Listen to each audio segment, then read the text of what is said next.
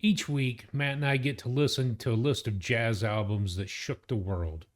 This week's album, Concert in the Garden by Maria Schneider, shook us personally. Her compositions took us on an emotional journey of imagination and wonder. Her political stance on big data and how it impacts the landscape of today's music left us questioning our own practices. Her personal experience and struggle for the recognition of women in the music industry left us amazed and aware of the need for more women in this industry. As we both have daughters in music, and Matt's daughter is a professional drummer making her way into the industry, this and the digital freemium of social media will have our attention for years to come. Join us as we talk about our thoughts on the concert in the garden as we take you on this epic journey that she had taken us on. As a special treat, we did receive an email from Maria herself, and we have a list of her influences. Yes, we were on cloud nine with that email for sure. So, who is Maria Schneider? Let's find out now. What's been going on?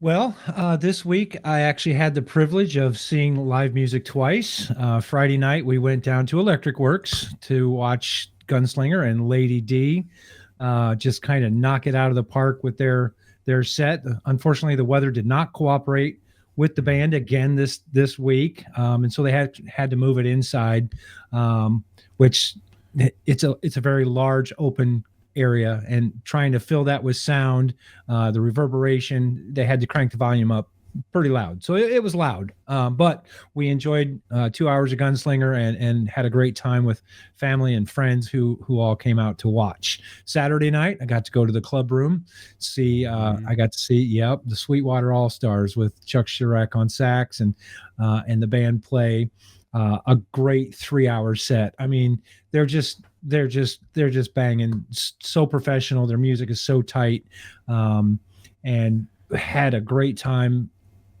at the club room, spending time with Kendra and just kind of relaxing and enjoying a good night of music. I'm going to take the rest of my 2 minutes just to remind our listeners the journey that we're on and why we're doing it. We're using Jazzwise magazine, the top 100 albums that shook the world from 2022. Drew and I were in a musical rut. We wanted to get some new music in our ears, and we decided to choose jazz and do this journey. And it has opened up a whole new world of music for us, and especially this week's artist. I don't want to give anything away too early, but I just can't speak good enough about this week's artist, and I can't wait to get into her. So with my remaining 10 seconds, stay tuned for the episode. That's all I'm going to say about my week in music. Just thank you so much for joining us. Absolutely. Drew, what about you? What? It's been just another week. Nothing really exciting to bring home, talk about. I did get a call from my rep at Sweetwater this morning, which I thought was absolutely hysterical. Why Sweetwater Music calling me? But it was so cool to hear from Sweetwater Music, and they're just checking in. How was your last purchase? Have you enjoyed it or not? Any feedback? And he said, "Do you have any questions for me?" And I kind of chuckled, and I leaned into the phone and I finally said, "Yeah, can you tell me how to solo over a 2-5-1 chord progression?" He about lost it when I asked it. And I said, "You said you're a musician. What do you play?" And so that was kind of just this morning, but college football over the weekend, that was pretty much what it was all about for me. I was curious about the home progress. As you're no longer homeless, you're waiting from here and there. So give me an update on that. This is the last time in this setup in this studio. So we actually take possession of the house in 3 days, and we're super excited. It's our first move in 28 years, so we're excited to take possession of the new home, and we get Thursday, Friday, Saturday, and most of the day Sunday to vacate our current and move into the new. So cool. Yeah, just as long as the move goes smooth, and we're super excited. So all the stress related with paperwork and funding and this, that, and the other, that's all behind us. All the paperwork's been signed, and so yeah, we just we're just looking forward to it. So you're going to see me in a different setting for a couple of weeks until I get the new studio space set up in the new place. I'll have to either go to a remote location and record, or something. Whatever But you'll it is. whatever it is, we're going to make it work. You know that. Cool. Yep. So, with that said, this week's episode, number 38, I want to introduce to you Maria Schneider. Concert in the Garden. This was on Artist Share, recorded 8th through the 11th of March, 2004. And as you can see here, 47th Grammy Award winner. This is entered in to the National Recording Register as well. So with that said, let's talk about Maria Schneider.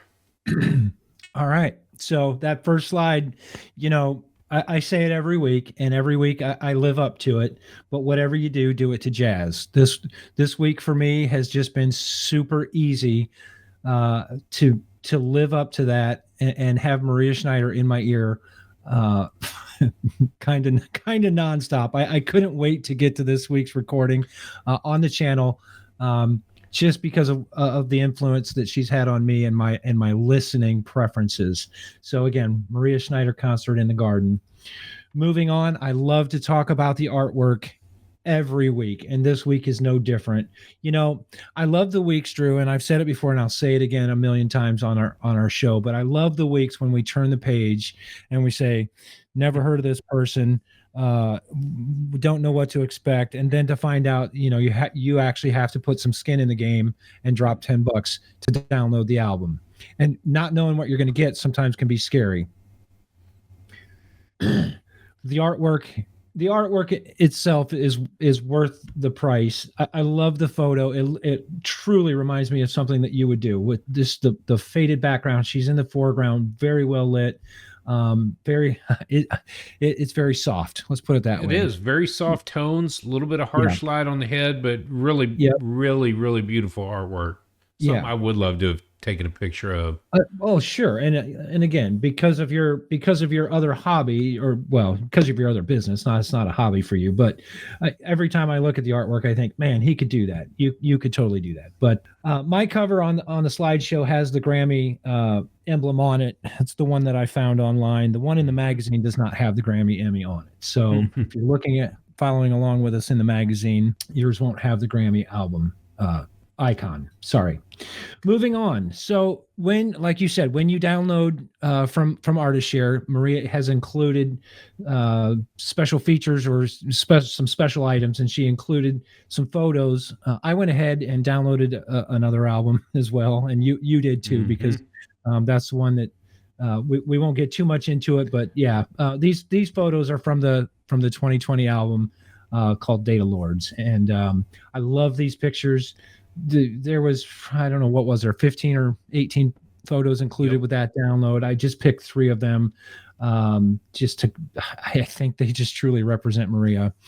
Those are 3 very cool pictures of Maria Schneider. Moving on to the jazz lingo for the day, I chose the word voicing. I couldn't remember if I had done this one before, but I don't care, because it just fits in so well with her music and the way that she does it. Voicing is the particular arrangement of the notes of a chord in which chosen harmonies color the tone. And I think on the slideshow that I sent you, I covered up the bottom part of that. Did you by any chance fix that? I had to pull that picture down a little bit. A particular arrangement of notes of a chord in which chosen harmonies color the tone. Now, I will say this. We're unconnoisseurs. We're not jazz professionals.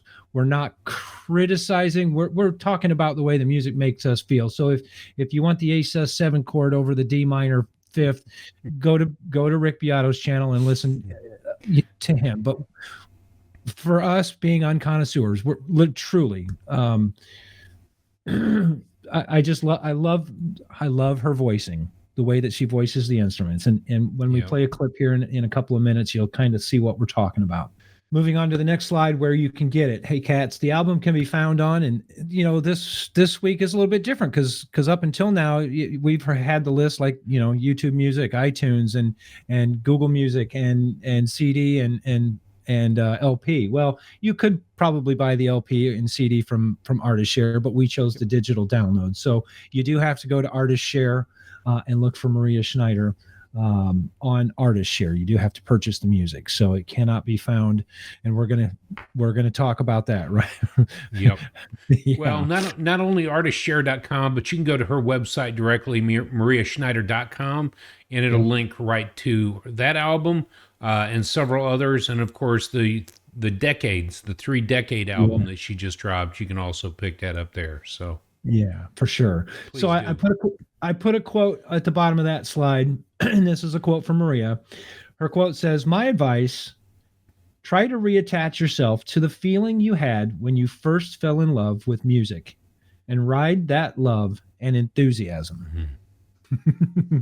So it's that hit me hard this week when I created this slide, because when you first fell in love with music, what was it about music that you fell in love with? Now, for me, I kind of fell in love with just the overall sheer volume of music that there was. I remember we didn't get a lot of secular music in our house, but for some reason I heard "Come Sail Away" by Styx, and I fell in love with that song. And I remember our Uncle David had the record, and he had since moved out. It had been in Grandma's house, and I was up in his room one day going through his old stuff, and I saw the record, and I came down and I asked Dad if I could bring it home, and he said, "Yeah, sure, that's fine." And so I played that whole album, LP, back to back to back to back, "Come Sail Away" a million times. That's kind of when I fell in love with music anyways. So I love the quote by Maria: reattach yourself to the feeling you had when you first fell in love with the music. And without giving too much away, I've fallen in love with music this week all over again.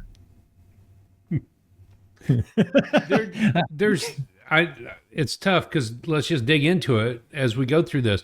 It's tough because when you listen to all of the pieces of jazz that we've put together over the last year and a half, and then combine that with our life history, you've got some beautiful arrangements. You've got some beautiful piano playing. You've got some Stan Kenton in the big band, that whole wall of sound. And I keep thinking about this album is there's not a space that holds it. It's wide open. The notes seem to go on forever. And it resonates with me because of the pianists, because of the church music, because of the marching band music. There's some rhythms, there's some things that are really cool. There's the feeling that you got when you first marched, standing on that asphalt at Paul Harding High School or at Southside on the field. There's a feeling that you got and it kind of incorporates all of those emotions at one time. Like she said at the beginning in the documentary, the 1 hour interview, you can see behind. You can see the open territory. You can feel what it's like. I still joke in the winter, I need to go home and blow my trumpet in a cold forest for big spiderback. But that idea of, what that cold is like, what the cornfields are like at 3 a.m., those feelings start to come out in this music this week. So, yeah. We're gonna get into it if we're gonna get into it. We're gonna get giddy. So let's move on to the data slide. We'll work through this as best we can, as quick as we can, to get into the discussion. The data slide. Maria was born in 1960, and she's still alive today. Some of her influences that I found, and I did reach out to Maria's assistant. I unfortunately didn't hear back with her about some of the influences. Normally, I look online in the wiki page and everything else, but I was hoping that her assistant would get back with me. But Evelyn Butler was her piano teacher, and she was so impressed to have Evelyn as a piano teacher growing up. Evelyn, the way that Maria talks about her, was a superstar in her own right, and then for her to be sitting with Evelyn learning the piano was one of the big influences for her. At an early age, her mother introduced her to Gene Kelly and some jazz standards. So she had jazz in her ears from a very young age, just due to the influence that her mom had on her.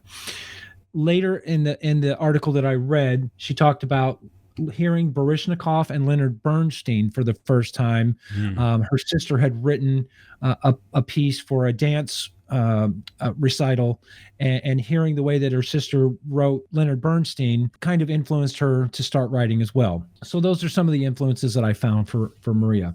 Matt, it's a good thing that we record about 10 days out, because we did get an email response directly from Maria Schneider. First and foremost, Maria, thank you so much for reaching back out to us.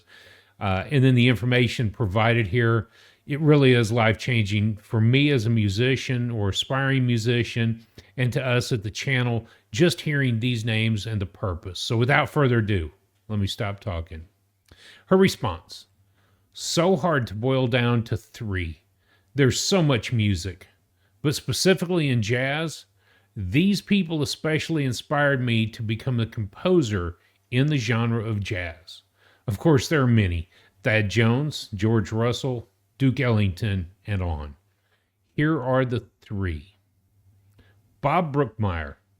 His incredible power, genius ability at development, his magnificent command of form showed me that large jazz ensemble writing can go anywhere that classical music can. Gil Evans.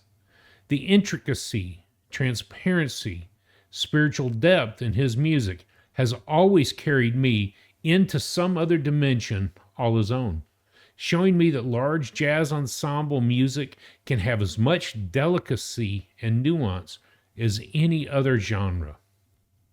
Bill Evans.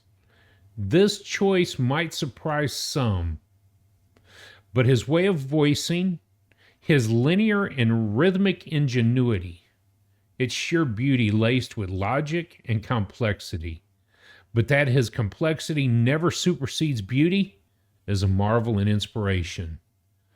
Maria Schneider, thank you so much for this email and for the minutes that it took you to put this together. This will change. It'll shake our world just like your albums have. Thank you so very much. Let's take it back to you in the information slide, Matt.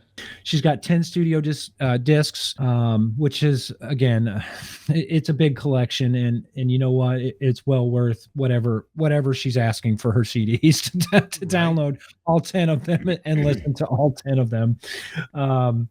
So the genre that I have listed, she's, of course, jazz. She's big band, contemporary classical, and on the wiki page, it lists her as avant-garde, but I'm having a hard time putting the avant-garde label on her music. Contemporary classical, you could pull some of that even from Concert in the Garden, contemporary classical. Well, so Dad touched on it last week, and I want to put that slide back up that I put in the video. Third stream, the blend between classical music and jazz music. And I think that's contemporary classical, absolutely. There is the jazz in it. There's the improvisation. There's the swing. There's the emotion, the feeling. There's the rhythms in it. Yes. Avant-garde? Yes. Not quite so much. Not quite so much. So here's a couple of things that she's known for. She's a multi-Grammy Award winner. Now, it's not that I failed to do it, but I didn't count how many Grammys she's won. Do you have that count handy? I will as you continue. Okay, let me continue. She worked with and for Gil Evans. Now, we have not made it to Gil Evans on our journey yet in the magazine, but we're going to get there in just a few weeks. And listening to Gil's music, you can totally tell that Maria worked with Gil. The way that I should have listed Gil as one of her influences, but her working with Gil Evans, it's just outstanding. She did music for Sting, working with Gil. Gil collaborated with Sting, and so her and Sting worked together to collaborate on some of Sting's music. I'm a huge fan of Sting. She also helped do the music for The Color of Money. That's not one of my favorite movies, but I have watched that movie several times. I'm an avid pool player. I like Tom Cruise, and the movie is very, very interesting and good. So The Color of Money, I had to highlight that on my known for. The other several things on the known for list, she's an advocate for other musicians. She stands up for what she believes in, and she stands up what's right for other musicians. And I'm just going to touch on it now. I'm not a pirate, but if I can find free music, I'm going to listen to free music rather than try and pay for it, especially in today's digital market. But she's an advocate that musicians deserve to get paid what they're worth, and you should have to shell out. And I agree a million. And it's changed my views completely about music. And my daughter being a drummer and an aspiring musician as well, professional musician, it's hard because in today's instant gratification, I want it right now and I don't want to pay for it. You tell your digital assistant, hey, A word or hey, S word, play this song, and you get the song. And okay, you subscribe and you pay that company, but how much of that money does the artist actually see? Not enough. Nope. Not enough. Not enough at all. It's frustrating, and we'll get into it in a little bit. Another thing she's known for is the lawsuit against YouTube and for standing up for what she believes in and not letting her music be on YouTube. Now, I will say this. We did reach out to Maria, and we have permission to play our clips this week from Maria. So I know that she's not a fan of YouTube, and we wanted to handle it as delicately and gently as possible. And I want to talk about that briefly. That lawsuit has been dropped. There's been a lot of complications going on with that from top to bottom. I've listened to a lot of conversation about that today, based on who she jumped in with the lawsuit. All to say, she's doing the same thing that the music union did in 42 through 44, fight for the music's rights to make money. Mm-hmm. It's plain and simple. Without the money coming in, the musicians can't do what they do. So stand up for those rights. And you gotta say, go. Yeah. Get it. Yep. And all due respect, yes, I love my subscription to my YouTube music, and we're on YouTube. The fact of the matter is, it is a place to get information and creatives get out there. How do we make that money from there as a musician or as an artist is always going to be the question. And it's not just the album that she had in 2020, Data Lords. It's not just a particular company. It's all of these big companies that are using our information, using the musicians' information, using the creatives to make their own information. $1 billion lawsuits go out for a photographer who donates her entire library to the public. And then Getty Images is selling and profiting billions of dollars off of that. It's not just the music. It's all creatives, and it's not just a YouTube or a TikTok or a Facebook. It's all big data lords. Sure. So, funny thing is, when our mom gets mad at an instance or a company, what does she do? She writes a letter, right? She does. If she gets mad, she will write a handwritten letter describing the issue and sending it to the top people in charge. Maria got mad and she wrote a whole damn album. Yes. which I do. That was a finalist for the Pulitzer Prize in 2021. Yeah. I mean, that's a big deal. Concert in the Garden was inducted to the National Recording Registry in 2019.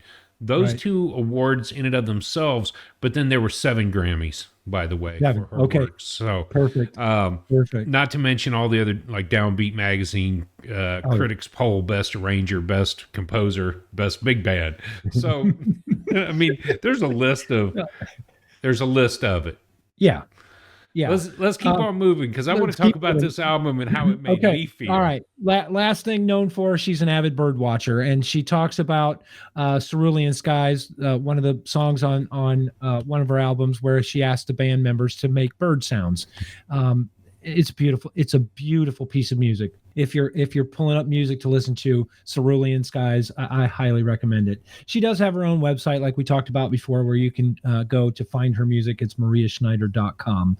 6 Degrees this week was fairly easy. Maria worked with Gil. Gil, of course, collabed with Miles a lot. I did read that Maria and Miles worked together So we probably could have skipped Gil and just gone Maria and Miles, but I don't think they played or she wrote any music for Miles. So I kept digging. I kept digging. It would have been, if it was, it would have been in his last yeah, last right, year. in the last year. But she's been active prior to that, so could have been. Yep. Which I wanted to ask that. It wasn't listed as an influence, but how much of her music was influenced by Gil Evans? And Yeah, I knew we were going to talk about Gil in the first place, so I tried to find different influences to talk about for the influences, and you can't work that closely with somebody for as long as she worked with Gil and not be influenced by their writing style or Right. their voicing style or how they conduct themselves in front of the band or interact with the band. So I'm just thinking, yeah, her working kind with of a given. it's kind of a given. Yeah. Yeah. All right, let's do this last slide. Yes. Today in jazz history. Today is October the 9th. Excuse me. Composer Yusef Lateef was born in 1920 in Chattanooga, Tennessee. Also, alto sax player Kenny Jarrett, born in 1960 in Detroit, Michigan. I did pull up some of Kenny Jarrett's music today. Pretty good stuff. So check out Kenny Garrett and happy birthday. So last quote on the slide that I've got, and this one hit me hard this week too. Life that feeds a need to express joy or inspiration or a sense of wonder. I find joy, I find inspiration, and I find a sense of wonder listening to Maria Schneider, listening to her music. Yeah. Yeah. So it's been a good week with her in my ear. Oh, yes. I'm glad we're on the journey we're on. I'm glad we started it when we did, but man, if I'd have heard this album in 2004, my life might have been different. My life might have turned out a little different. Yeah, she's inspired me. You go back and watch video number 4 that we ever put out. That's my discussion on seeing Maria live at the Elkhart, not Elkhart. I'm sorry. I'll link it right above Elmhurst. Elmhurst Jazz Festival in Elmhurst, Illinois. We had been on our journey only 35 weeks when I went to see Maria, 37 weeks. Yeah, 37 weeks. So, I mean, we're brand new to jazz, and I'm going to see her in concert.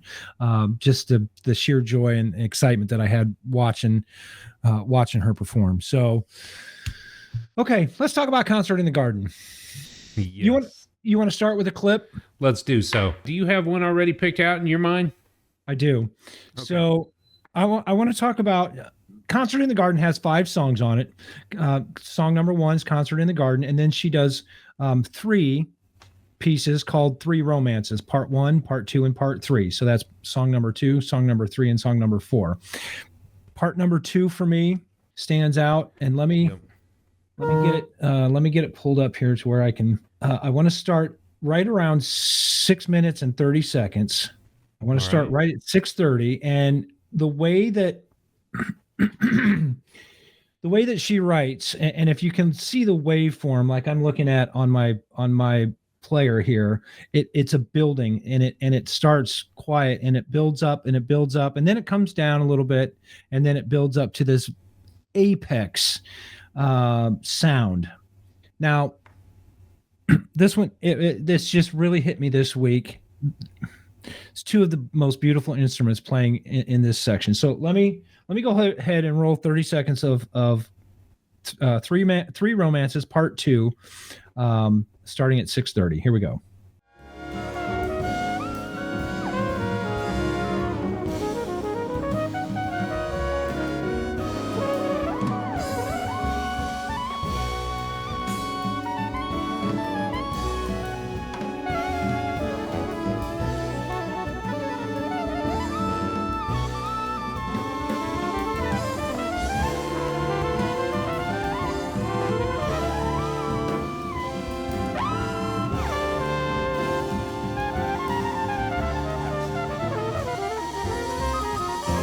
So what you're hearing is the flugelhorn kind of not competing with, but voicing with the soprano sax. Two in my opinion, two of the most beautiful jazz instruments there are. The flugelhorn's got a very round, full tone, whereas the trumpet's got that sharp, crisp trumpet sound. And with the full sound of the flugelhorn and the I love the soprano sax. I absolutely love when Wayne Shorter plays the soprano sax. That's as close to heaven as I'm going to get. But that piece, that section stood out for me, the way that it was building and building and building, and then it comes to the apex with the flugelhorn and the soprano sax just kind of wailing. Yes. Okay. I love that. Cool. So the right. clip that I want to hear is from the fifth song, Bulleria, Solea, Rumba. Yep. Can't read my own handwriting there. But right about that 5 minute 20-second window, and it's a long song, is where I get to hear my flavor of the tubas kick in. There's something about the way in which it builds, like the last track did, and then it just releases with this big bass sound dropping. So if you've got that. Okay, ready? Yes.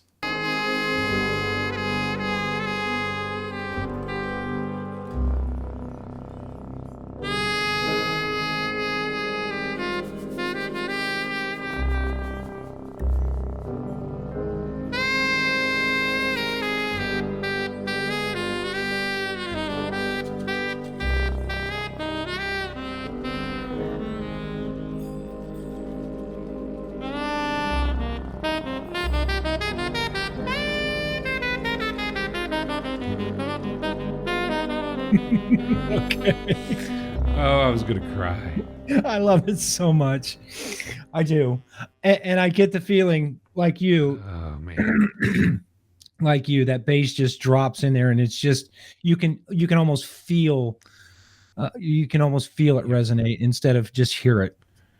There's so much space in the way she wrote these compositions, these arrangements. Every instrument has room to be heard, to be felt, and I think that's what resonates with me the most throughout this entire album is how much space there is.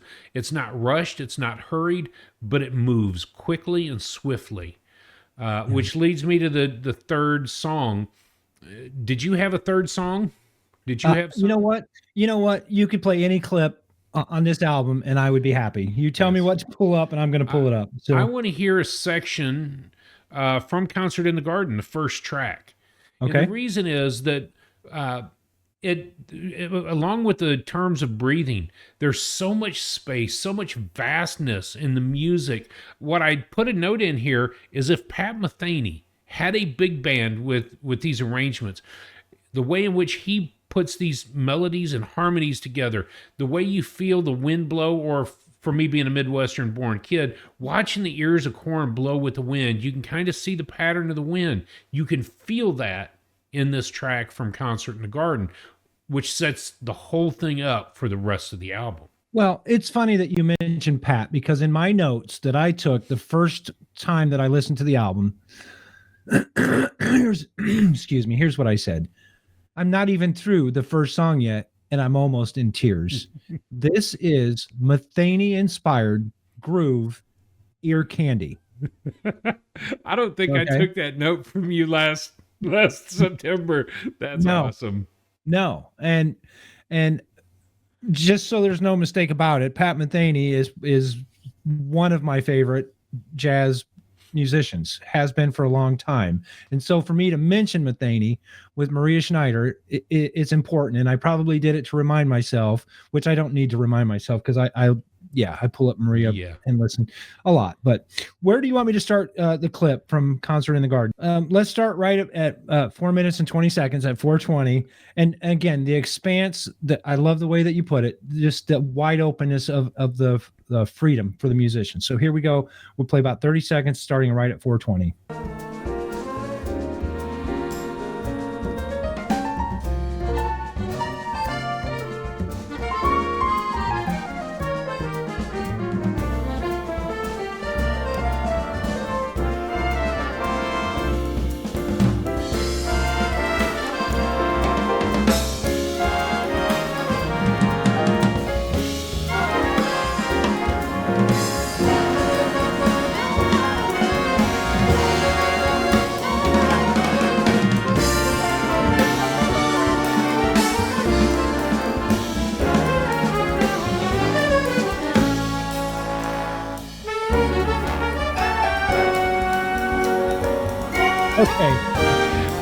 You can just keep that going, and I'd be perfectly fine. I know. That's I know. I know. Trust me. and as great as Concert in the Garden is, let me hear your final thoughts on Concert in the Garden, because I do want to bring up the other album too. Is there final thoughts? I will let you know my final thoughts in 20 years when I'm done really absorbing it all. One of the things that I noticed today, in our hurry last year, I downloaded it to my phone, but I never put it on my actual computer because I don't spend a lot of time staring here. So I actually did, and I was able to watch several of the interviews, listen to several of the behind the scenes for Concert in the Garden. I think that's probably one of the number one reasons why everybody needs to go download the album. Go to her website, mariaschneider.com, and download the album. Pay your dues to get it, but enjoy not just the music, but the making of it. The photography behind it was really cool, but just hearing how it was done. You don't spend $250,000 to make an album like this and not have these extra little pieces that give me some excitement.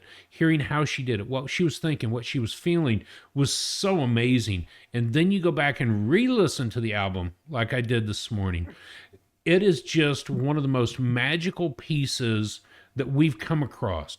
We've covered some really great albums, but we've talked about some arrangements. We've listened to some big band along the way, but when we got to this album, that whole concept led me to 2 pages of notes. What is orchestra? What is symphony? What is philharmonic?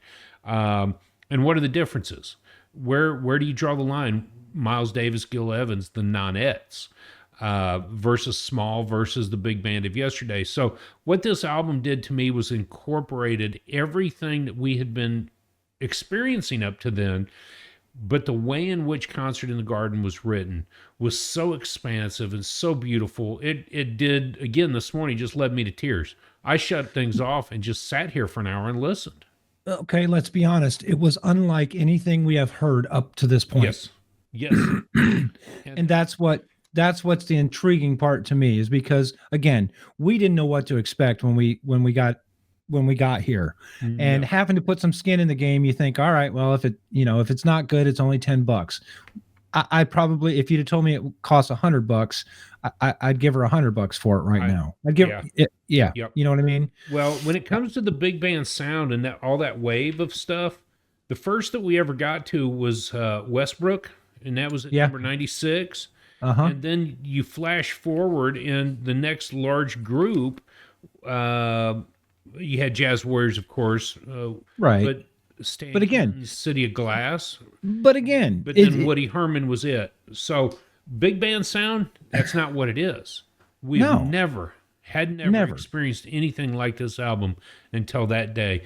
And I remember that day pulling up to the shop. I was getting ready to run in. You're like, oh, the only way we can get it is if we buy it from her website.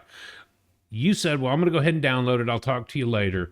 Before I walked in, I hit download.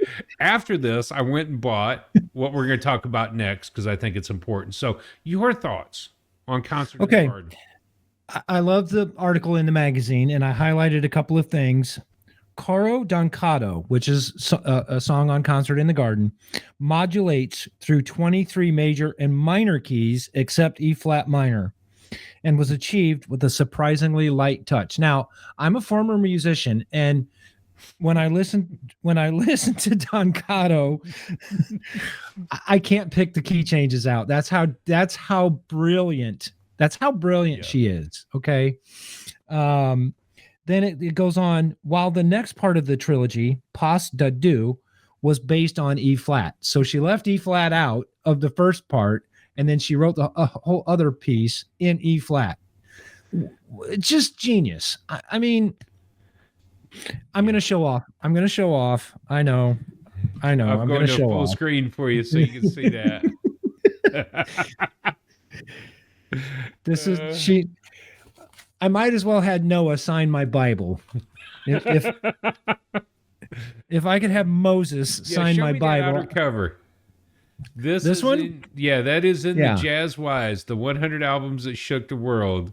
You might as well have had Moses sign the Bible. You got her signature in there, baby.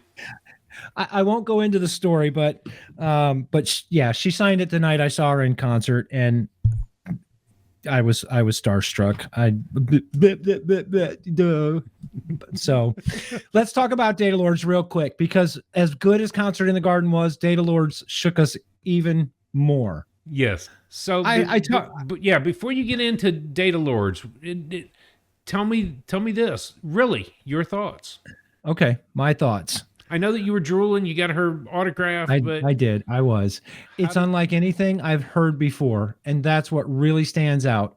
You know, I'm not afraid to admit I like sweet things. I like sweet alcohol drinks. You know, pina coladas. I like a pina colada, but I like a beer and I like a scotch too. I like pretty things. My wife is beautiful and she's pretty to look at, and I like pretty things. I like pretty music, and this is pretty music, and I'm not ashamed to say that I like it. You know, a lot of men, give me some Tool, or I'm not going to listen to anything. Screw that. I'm putting on Maria Schneider. That's how I felt about the album. That's what my thoughts on the album were. I loved it so much. Just like you said, the expanse and the way the instrumentation, the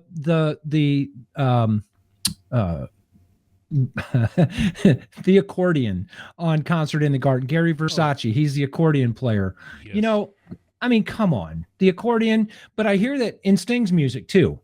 I'm a huge Sting fan, and so I can hear Sting's influence on Maria and Maria's influence on Sting, his voicings as well. So yeah, I'm gonna have to settle down. I'm excited. I am. I want to do the episode justice. I want to do her justice, because she's worth it. And as unconnoisseurs, we don't know what we don't know. And so this album really shook us pretty hardcore to start to experience something a little bit different. There is a lot of music in what we classify as the jazz genre.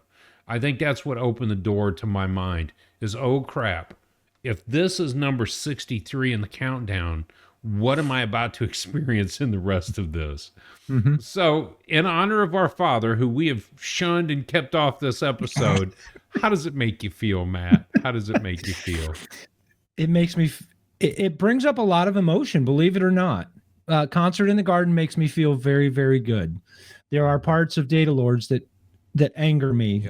Not anger because I'm listening to it, but anger because you can feel what she's trying to get across in Data Lords. So tell me a little bit about Data Lords. Okay. Well, Data Lords, again, our mom gets mad. She writes a letter to the company. If she doesn't like something, she's going to let somebody know about it, and it's usually who's in charge.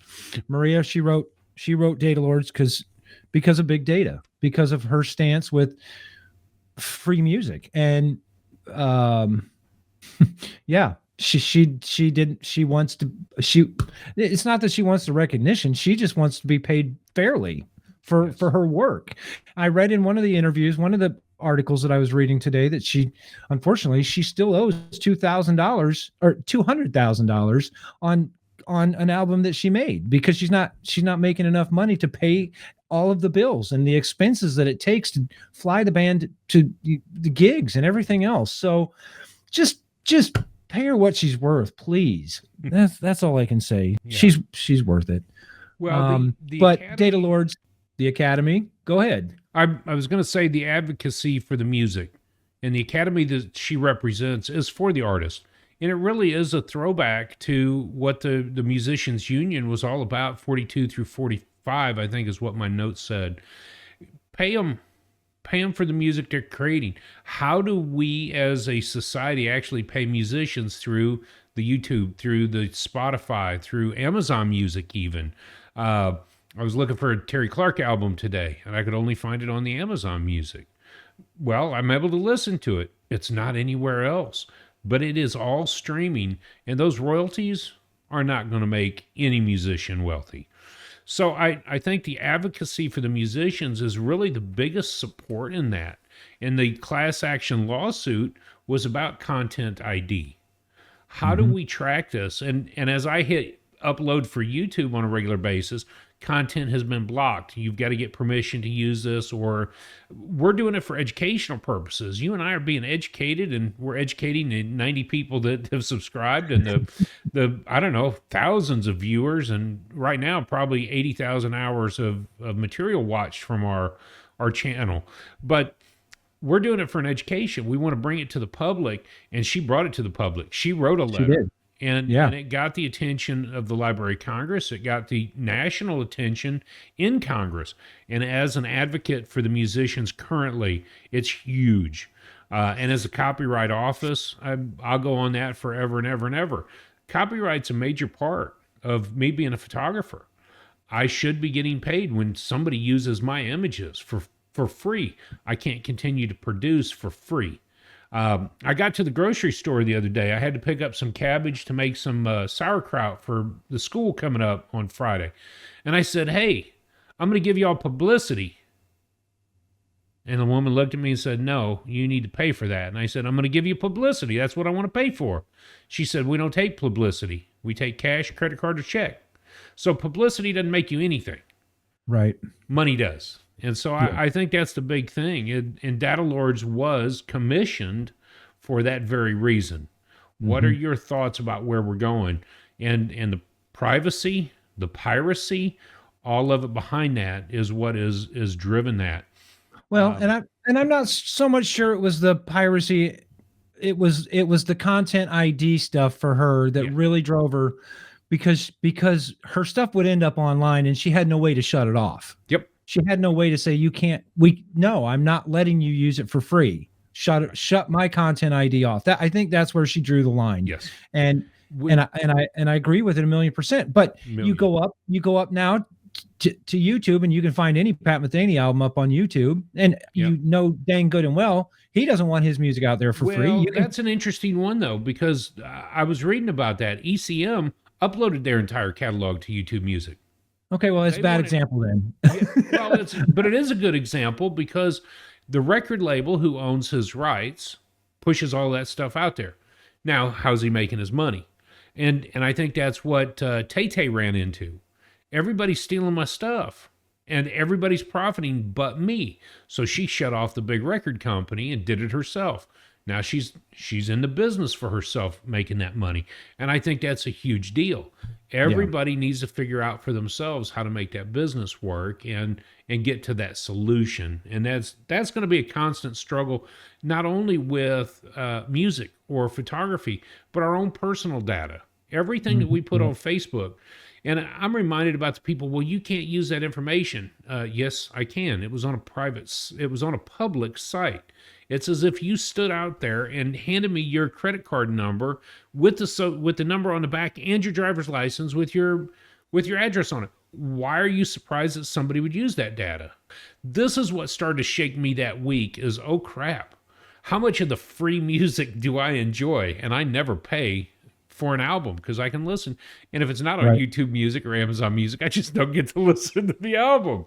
And so it really and we struggled that week, not because we had to purchase the album, just because it shook us the week that we did it. It shook us this hard. Yes. And a year later, it's still shaking me. Let me read to you the names of the songs on the first disc of Data Lords.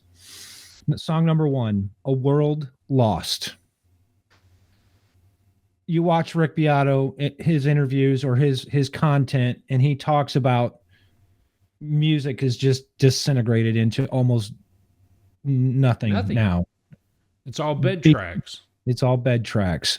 So is she talking about we're lost musically? What or we're lost? Yeah, we've lost. That's all I can. We've lost our way. Song number 2, Don't Be Evil. And if we were playing tracks off of Data Lord, I'd have picked a section of Don't Be Evil. I love it because of the baritone tubas and stuff, the bass that she uses in there. Just you can almost get the Darth Vader march. Yes. And Don't Be Evil, and the taps theme that goes throughout. Come on now, I was an Army musician. I played taps over 758 times. The taps theme throughout Don't Be Evil shakes me every single time I listen to it. and all brings me to tears. Song number 3, CQ. CQ. Is anybody there? Song number 4, Sputnik. When I was playing this for Kendra, and Sputnik was on, she's like, "That sounds like a space song." She didn't know the name of the song. Yep. She wasn't looking at the song tracks. She got it. She got it without even knowing any information about it, without doing any research. Sounds like a space song. And song number 5 is the Data Lord song. I want you to make me a promise. I'm gonna drop something on you here. I want you to make me a promise. Will you do that? Okay. When I die and you come to the funeral and I'm in the casket and we're out at the gravesite, will you pull up Sputnik and play Sputnik as they're lowering me down into my grave? I'm not a space guy. I watched Star Trek and Star Wars. It's not the theme of Sputnik that I enjoy. It's the music and the tension and the release and the tension and the final release in Sputnik. I was listening to it today and I was in tears, and I just thought, I want this. I want people to hear it. all 12 people that are going to be at my funeral. 12 and a half friends. Play Sputnik as they're lowering me down, will you? It is some tension and release. It really is. I'll put it underneath the casket so it echoes.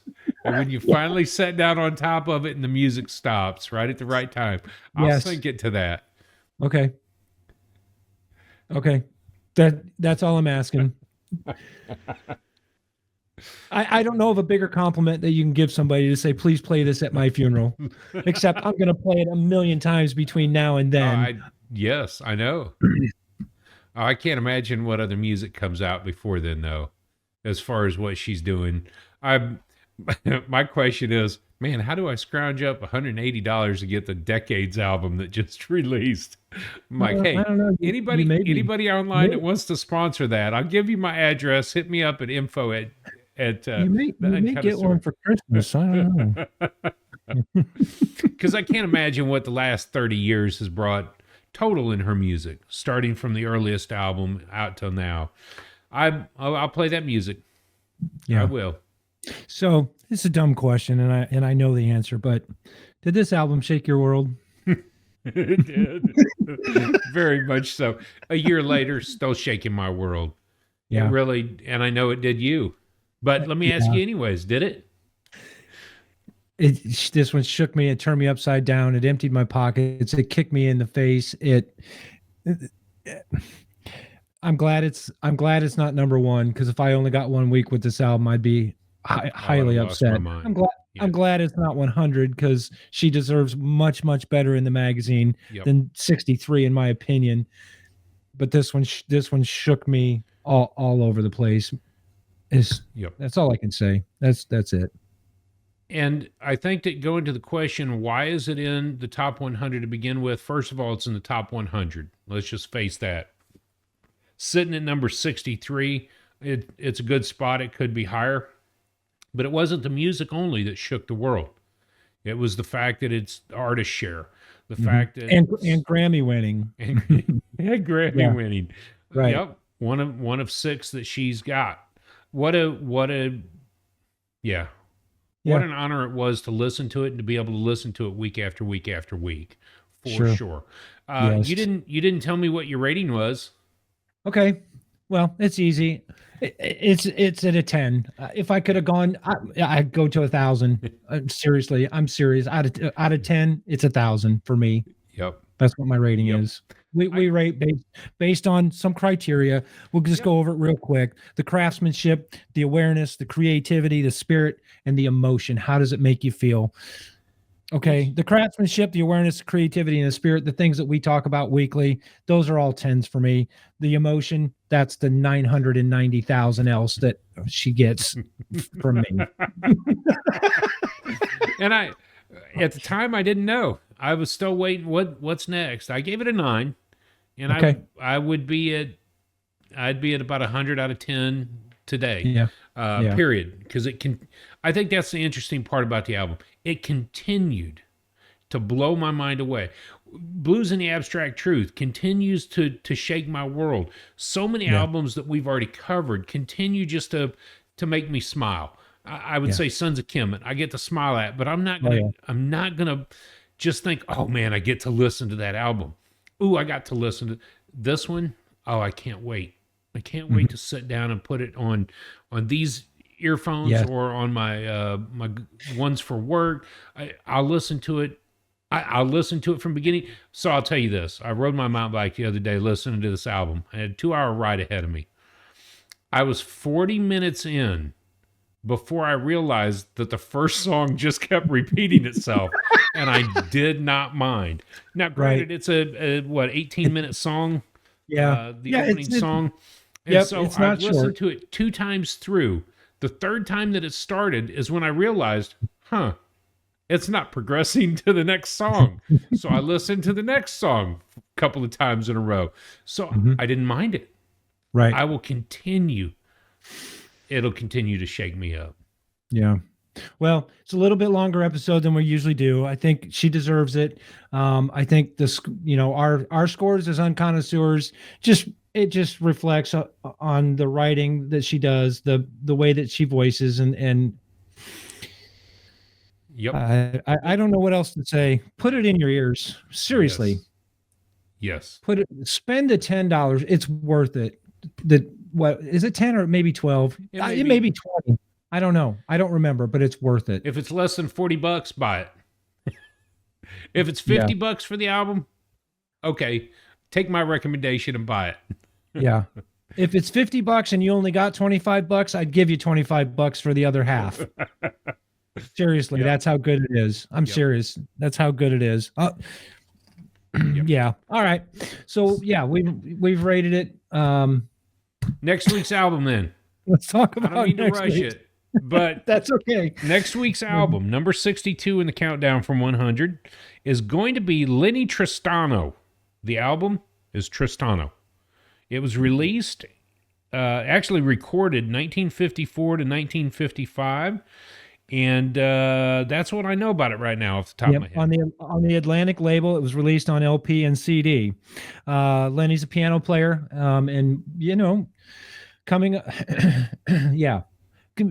we'll talk about Lenny next week. So the album Lenny Tristano, Lenny Tristano. I'll just read the opening line. Tristano always had the image of being an aloof intellectual, which is indeed reflected in one side of his musical output. So let that shape your world this week. I'll have that. The aloof intellectual. I'll have that slide on screen right now. Perfect. And in case one afternoon, Maria, you're actually listening to this, I would like to personally say thank you for shaking our world with your music and with your stance on big data. Which is who you are personally. I don't know you personally, but through the interviews, I can hear that Midwestern tone a little bit. Being down here in the South, I could pick that up. But thank you for the albums, for everything that you've done in the music industry, and everything that you will continue to do moving forward.